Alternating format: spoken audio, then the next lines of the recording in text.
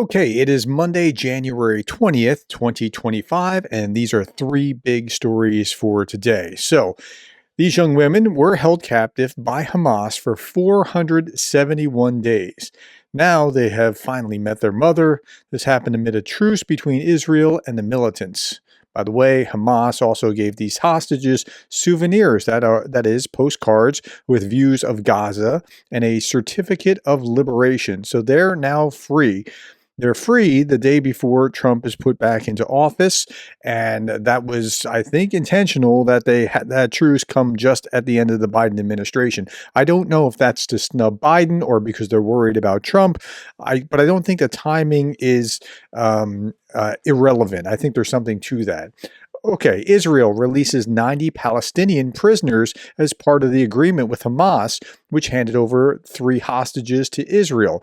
The Times of Israel. Now, in total, nearly 2,000 prisoners are planned to be released during the first phase of the ceasefire agreement. So something's going on there, and but I want to show you this because I want to tie this to what's going on with Russia and the broader everything that's happening in the world. So here's Radio Free Europe, Radio Free Liberty, how the Israel-Hamas war reshaped the Middle East. And I want to show you one paragraph here.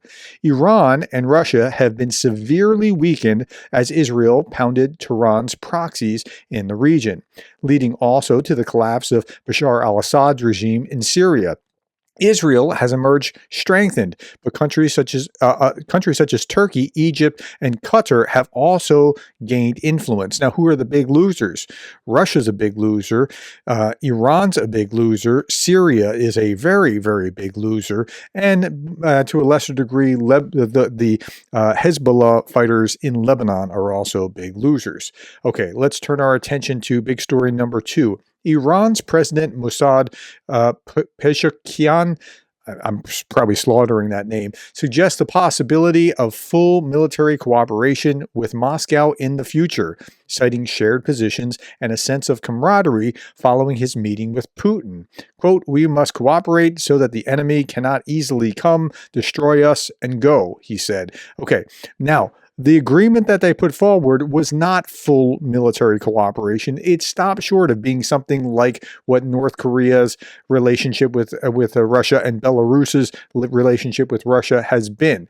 But here's what's actually happening with Iran and with Russia. So this is Anton Gerashenko talking about Alexander Dugin saying this. Russian propagandist Dugin wrote about the finishing touches to Putin's axis of evil and Russia's plans for the future in a very frank manner today. Russia and Iran are patiently and methodically building the north-south axis, conditionally called the transport corridor. But here we are at the finish line. This is now part of the quote.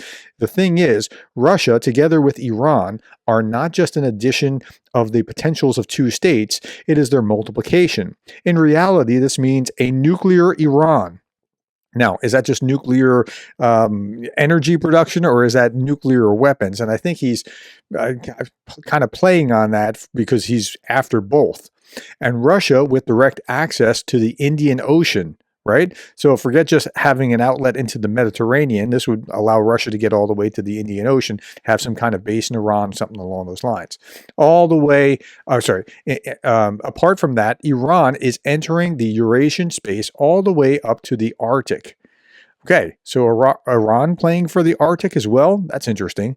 Russia, in its stead, is setting in stone its very close connections with the Shia world. That's a weird partner for Russia, but okay. This is happening against the backdrop of Israel's deal with Hamas. Yes, precisely the one they were planning to destroy. Yes, Israel dealt massive damage to Shia Muslims in Lebanon and Syria, but it's not done yet. Shia have lived through worse in their history. So Iran is growing via Eurasia. Russia is growing via ocean access and Shia camp. This is the beginning of a new geopolitical age. This is fairly symmetrical to what Trump is doing in the West. Now it's important to keep going in the same manner while increasing speed. Russo-Iranian, that Shia alliance, is becoming more tangible. Okay, but Russia Russia with its veneer of orthodox, where there's really still kind of a Soviet hangover of atheism and in the way that their thinking is, partnering with Shia Islam's core is just, I don't know how tenable it is, except that authoritarians tend to like other authoritarians. So that's what Dugin's putting forward. Representative Joe Wilson, I highlighted him yesterday, said Ukrainians are fighting the dictatorship axis of aggression, war criminal Putin, the Iranian regime, North Korea, and the Chinese Communist Party all at once. Support for Ukraine is an investment in U.S. national security. Okay, let's turn our attention to the third big story. So Biden's last day or half day was today. By 12 noon, he had to kind of get out. And by 11:45, he had pardoned members of his own family. So here's James Biden, Sarah Jones Biden, Valerie Biden Owens, John Owens, Francis Biden. What is going on with that? So this pardon, President Joe Biden on Monday pardoned his siblings, their spouses, saying his family had been subjugated to unrelenting attacks, threat motivated only by a desire to hurt me, the worst kind of partisan politics. Unfortunately, I have no reason to believe that these acts will end. And so last month, as you know, he pardoned his own son. The issuance of these pardons should not be mistaken as an acknowledgement that they engaged in any wrongdoing, nor should acceptance be misconstrued as an admission of guilt for any offense, he said in a statement. Just looks weird. And it's a change. It's something different that we haven't really seen happen before. Here's another list of his pardons on his final day. It wasn't just them, but his brother and his wife, brother James and his brother's wife, Sister Valerie and her husband, Brother Francis, Dr. Anthony Fauci of COVID fame, retired General Mark Milley, and then the January 6th committee members, to include Liz Cheney, were all pardoned, whether they did something or not. And you just have to wonder, because like once you have a pardon, like what did you do that you needed a pardon? But this is where politics are these days. Now, Biden is leaving, and here he is getting on the helicopter. So we can see them walking to the helicopter, shaking hands, getting on, and leaving.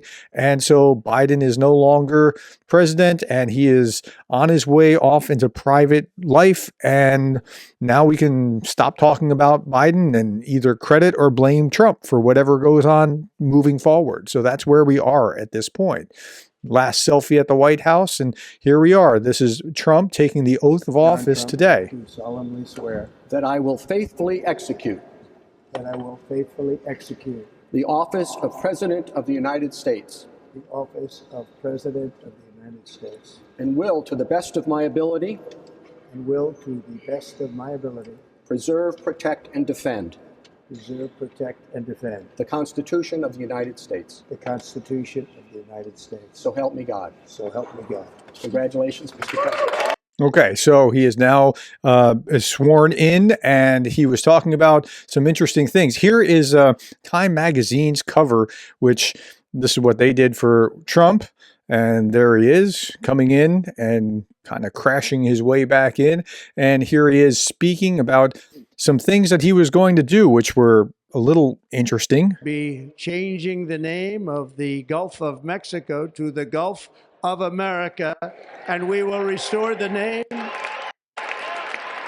of a great president, William McKinley, to Mount McKinley, where it should be and where it belongs. Okay, Obama changed Mount McKinley to Denali National Park, and he's changing it back to Mount McKinley in Alaska and Gulf of Mexico. I don't know that it really changes anything. The Mexicans can still write on their maps Gulf of Mexico. And okay, I'm not even sure who really owns that real estate. It's kind of half Mexico water, half American water, but okay. And then he was saying things like this. I will also end the government policy of trying to socially engineer race and gender into every aspect of public and private life.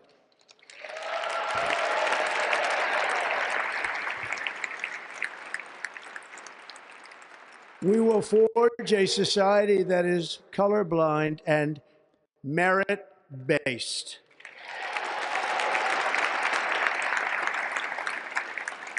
As of today, it will henceforth be the official policy of the United States government that there are only two genders, male and female.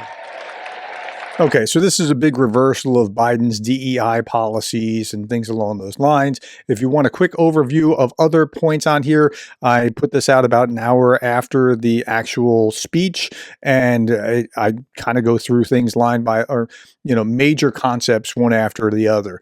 But I'm not going to relitigate that here. Zelensky put this out. I congratulate President Trump and the American people on the inauguration of the 47th President of the United States. Today is a day of change and also a day of hope for the resolution of many problems, including global challenges. President Trump is always decisive, and peace through strength policy he announced provides an opportunity to strengthen American leadership and achieve long-term and just peace, which is a top priority. This century is being shaped right now, and we must all work together to ensure that it is a great and successful century for democracies. Because the authoritarians are actually working to shape it their way. I just showed you what Dugin said. Okay, we wish you success, President Trump. We will look forward to active and mutually beneficial cooperation. We are stronger together, and we can provide greater security, stability, and economic growth to the world and our two nations. So that was Zelensky's statement. Putin claims that he is open to dialogue with Trump, but you have to factor in that he has to have his security, and so it'll come with a long laundry list of strings attached. And of course, he's going for his maximalist objectives. I don't know that that Putin actually wants peace. I don't think that he does. I think that he's going to have this laundry list of things that will have to be rejected. And I think that's intentional. But Douglas Macgregor put this out. Lavrov and Putin have made it very clear that there will be no Korean-style outcome to this war. We have to understand now that they are in it for the long haul. They want their country to be secure. They are not going to allow Ukraine to dictate this. Okay, so I think Macgregor, as blind loyalty as he has for everything Russian and Putin and that sort of thing, as blinded as he is, I think he's telling us something legitimate about the way that Putin is seeing things, that has no interest in stopping anytime soon. Now, let's hear this. This is Steve Rosenberg of the BBC. What's Russia expecting from President Trump 2.0? And he said, don't expect peace, friendship, and bubblegum. Let's listen to this. On the day Donald Trump is sworn in as the 47th President of the United States, the Russian papers aren't quite sure what to expect from President Trump 2.0. In Moskovsky Komsomolets, political scientist Sergei Markov predicts an improvement in Russia-US relations. We can expect him to vent his anger on our enemies, not on us. However, the same paper points out that Trump's pick for Treasury Secretary, Scott Bessent, is ready to support tougher sanctions against Moscow in the energy sector if more pressure on the Kremlin is required during negotiations on Ukraine. I talked about that yesterday, so if you just go back to my Three Big Stories segment yesterday, you can hear him saying that. And concludes that for the Biden and the Trump administrations, Russia is a rival, an opponent that should be neutralized as much as possible and removed from the global political stage. There are, of course, many differences between the departing and incoming US presidents, and it is these differences that make compromise on Ukraine and other issues of European security possible in principle. But the paper also advises don't bargain on peace, friendship, and bubblegum. Nezavismaya Gazeta notes that Trump is no longer promising to end the Ukraine-Russia conflict in a day after taking office. Now he says, cautiously, that it will take at least half a year to reconcile Moscow and Kiev. Ahead of Trump's inauguration, political experts and journalists have no clear idea of the US president's peace plan or the contours of a peace plan. Nor does Trump. I think this will just unfold over time, but it will take a long time to work things out. And I don't think Zelensky certainly can't fold on certain issues, and Putin won't fold on certain issues. And so there's not going to be a meeting of the minds, and there's not the leverage to have the meetings of the minds, at least not yet. Okay. Michael McFaul posted this. I'm glad President Trump aspires to be a unifier. I hope he's serious about that ambition. I posted something very similar about Biden 4 years ago about this time, saying, look, he said he wants to be a president of all the people. I wish him well. I hope he does that. And we'll see what happens. Okay, Trump says, as of today, TikTok is back. This was yesterday. I talked about this in another video. In a historic victory rally on the eve of his inauguration, says Alex Jones, who's a conspiracy theorist. But this was the video where he was saying, TikTok is back, and I did it. Okay, well, so, but can you actually do what they're doing? Like what they're actually doing is both the Biden administration and Trump are both violating the law because there is a law passed, signed by the president, confirmed by the Supreme Court, and both of them just kind of ignored it. Okay, Gary Kasparov is saying, as I was saying, laws that are not enforced degrade the entire system worse than someone breaking a law and not being caught. Congress passed it. The Supreme Court upheld it unanimously, but Trump won't enforce it, and the CEO is his honored guest. Okay, and I talked about how TikTok is back. If you want to understand that, you can see this video right here. And if you want to see the other video where I was talking about the talking points, you can see that here as well. In fact, I'll put both of them right here so that you can see it. Thank you for your time. Thank you for the likes and the shares and the subscribes. And thank you for being the kind of person that cares about Ukraine.